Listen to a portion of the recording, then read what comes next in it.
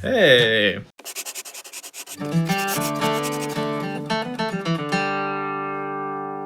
Actually, I should say that if you're looking at this and you're like, "Hey, why is everything in a case and why is your bookshelf empty?" It's because we're moving real soon. There's probably going to be a couple videos that look like this. All right, we're getting some good suggestions. You know, there's so many different tunes that we can do. I want to take a suggestion today. I have no idea what I want to transcribe, so it's up to you guys to pick something.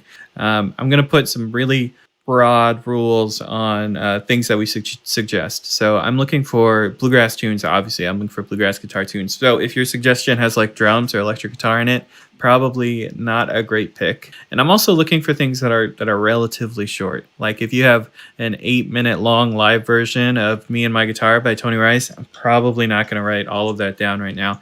But if you have a break that's like, 20 or 30 seconds, like a normal bluegrass guitar break in the middle of a song, maybe we could do that. Bryan Sutton's break on Monroe's Hornpipe. That sounded like a fun suggestion. We haven't done enough Bryan Sutton. I don't think I've ever done a tab for Monroe's Hornpipe. That record is great.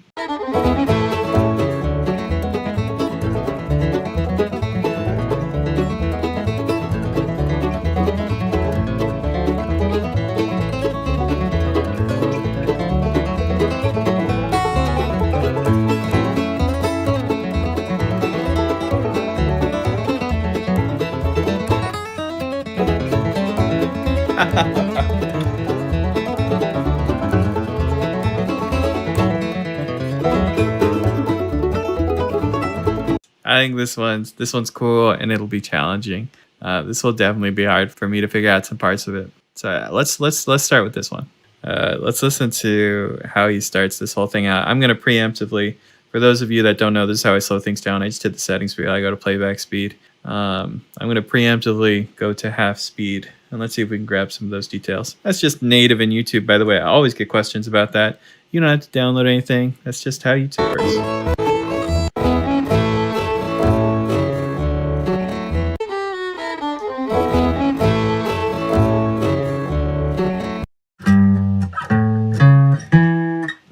We need capo.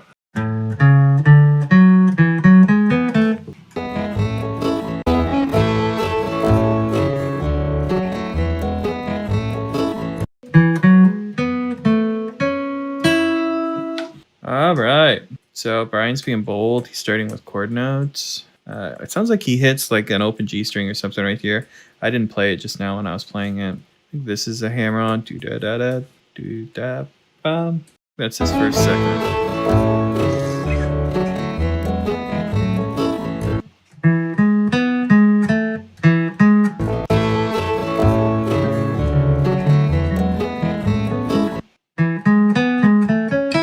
Don't listen to me. Do da bum da da da. That's what it is.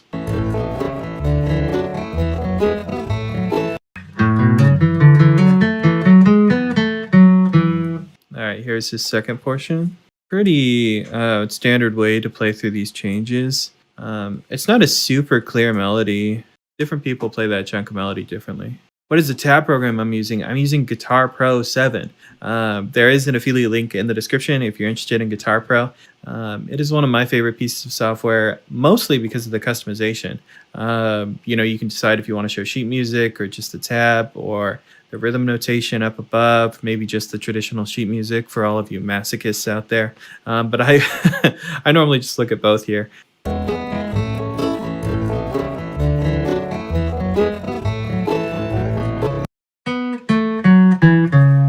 Yeah, it sounds like he's getting in another note there.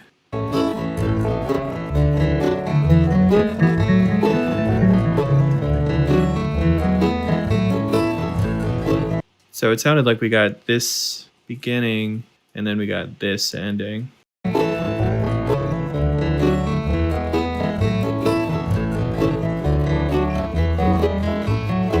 There's an open string here or something like that.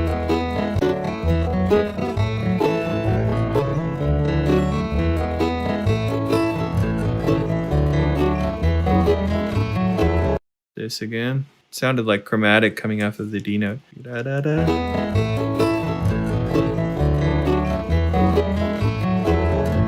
And then maybe it was this ending again.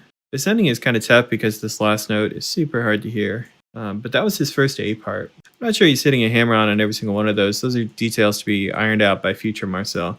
This is enough to just sort of answer the question of what he's playing very quickly. I hope you all realize that I'm doing it live, so if I ever make any big mistakes, I'm sorry. I try to catch them later.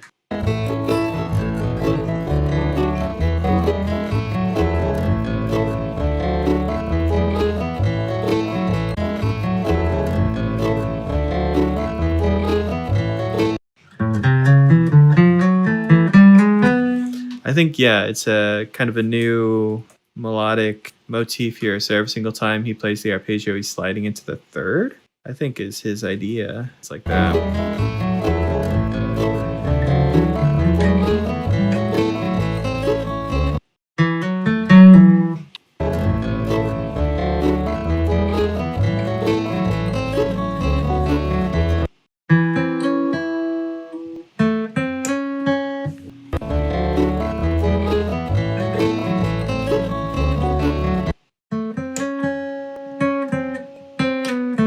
Interesting.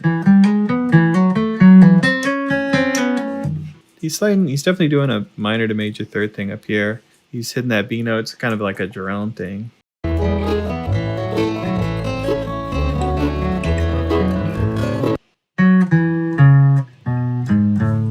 Something like that.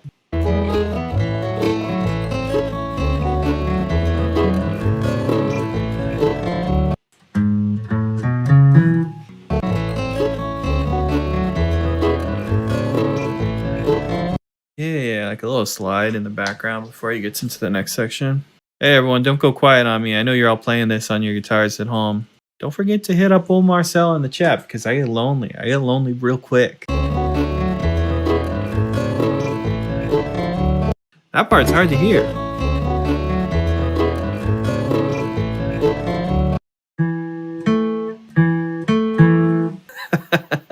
We're all working on learning how to play Monroe's hornpipe. I'm going to slow this down even more because I really want to know what the open strings are here.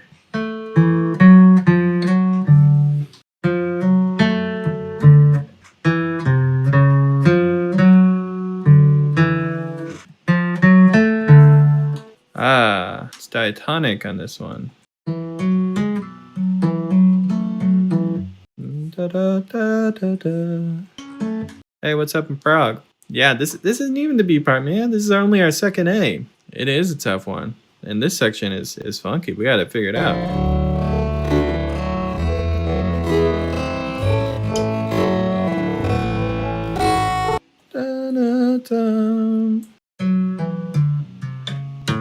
Yeah, da da bum bum bum bum. This is called a an enclosure when you're circling a note that you want to hit. Right above, right below. This is the actual third of the chord. Look out for those. Cool phrasing element. All right. Well, here's Bryan Sutton's A part. Little bit of a beast. Let's try to get it all on one page so I can read it for you.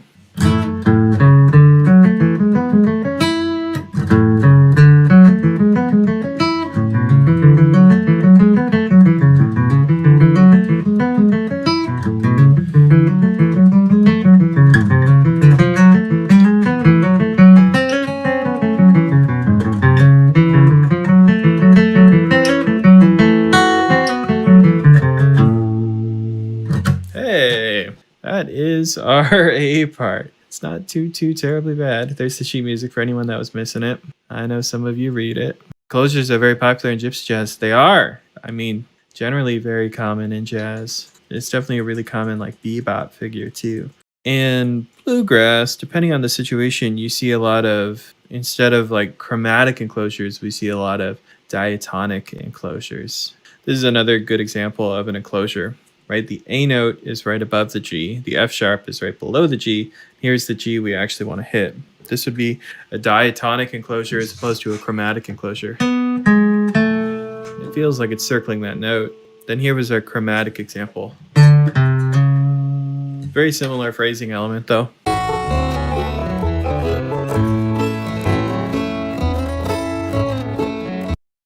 so I have do do down, do down. I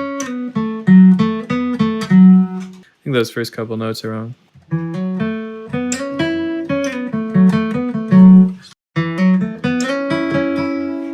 Da da da da da do da.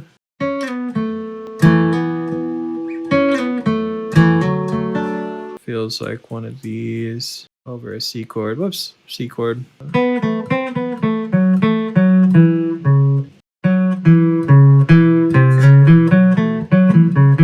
Sounds like some of those might be blue notes. Some of these might be 3rd fret. Maybe that one right there. Yeah, this one is too.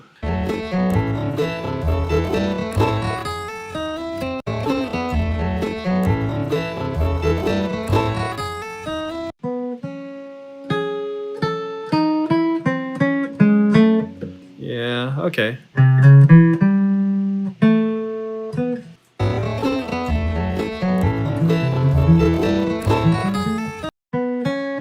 He's got like 2 notes right here before he starts the joke. This is funny that we talked about gypsy jazz. This is actually kind of a gypsy jazz trick too that I see talked about online a lot. It's just a sort of a half step below each chord tone and then going back up. So he's abandoning it right here and he's just descending. Whoops, wrong strings. Something like this.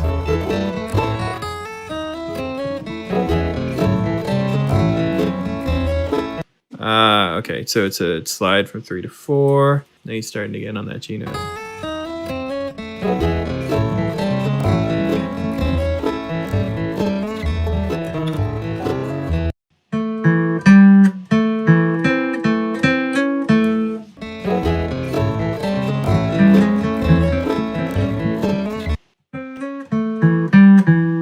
Sounds like these all might be slides. I don't know. Right, makes sense. He's doing the drone thing. So on the D string, he's sliding up to G. Then he's going to play the open G. Super classic bluegrass move. Something we stole from fiddle players.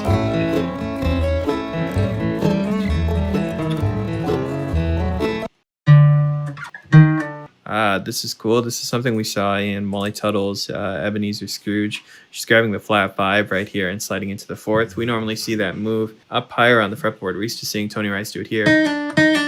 But some people are grabbing it over here now, which is something we don't see a ton of, but it's a cool move.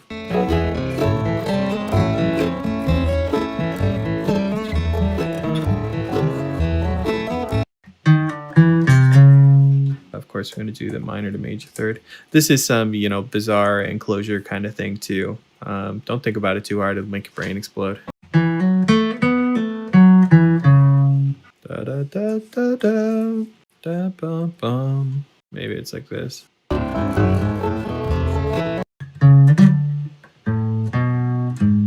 Avery is Lessons with Marcel royalty. He goes way back.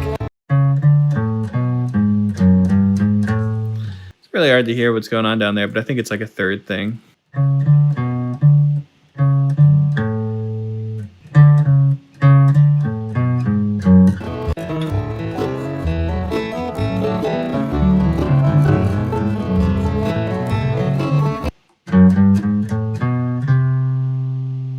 Does transcribing your own stuff get easier with the more scales you learn? Any tips?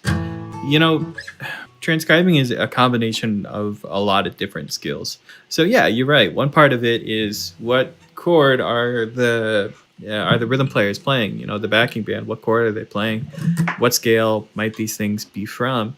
But a lot of it is just standard bluegrass language. So if you haven't learned a lot of bluegrass already, it can be hard to transcribe things super accurately, which I know is frustrating, right? It's like, to get the job, to get experience, you need experience. It's kind of a situation like that, where transcribing bluegrass gets much easier after you've already transcribed a lot of bluegrass. So my big tips would be to stick with a specific player that you like and try to find the standard things that they play. For instance, everyone plays G runs. So when I see little things like this that are very similar to the Lester Flat G run, it's not hard for me to figure out what they are.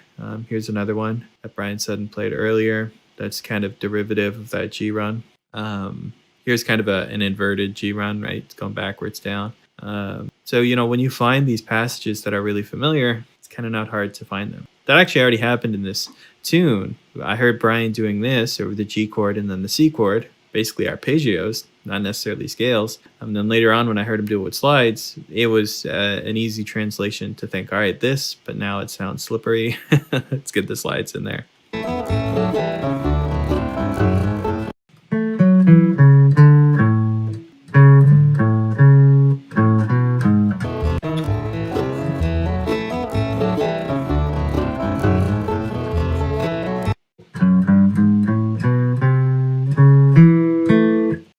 I messed this up. This isn't right. It's just hard to hear. I'm not going to figure it out right now.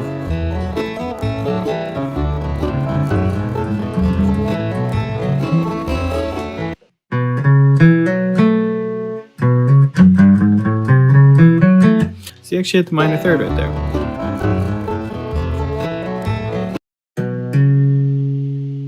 I don't think he does. Is it more like that?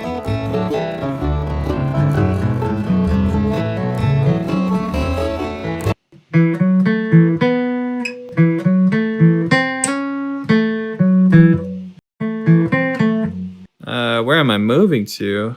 I'm moving north of Raleigh. Pull off. Yeah.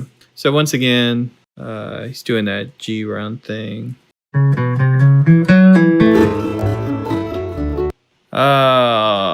Hell yeah. All right, boys, that is it. That is Bryan Sutton's entire break here. It needs a little revision, but you know, I gotta put the chords in and everything else, but I feel good about it.